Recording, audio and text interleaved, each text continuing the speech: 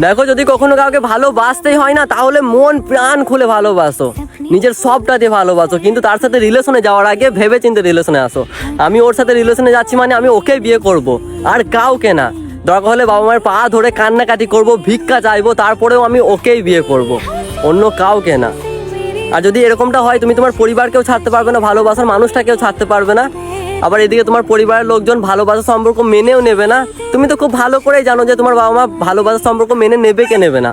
তুমি তো কালকে হঠাৎ করে ডেলিভারি হওনি, তাই না? তাহলে যদি মেনে না নেয়, তাহলে কখনো সম্পর্কে যাওয়ারই দরকার নেই। সম্পর্কে গেলে কখনো কখনো পরিবারের বিরুদ্ধেও যেতে হয়। আর একটা কথা মনে রেখো, অনেক মেয়েকে বলতে শুনেছি যে আমি আমার পরিবারের সম্মানের জন্য আমার ভালোবাসার মানুষটাকে ছেড়ে দিয়েছি, বিরাট বড় মহান কাজ করে ফেলেছি। দেখো, একটা কথা মনে রাখবে, অন্যের ঘরে আগুন লাগিয়ে কখনো নিজের ঘর সাজানো যায় না।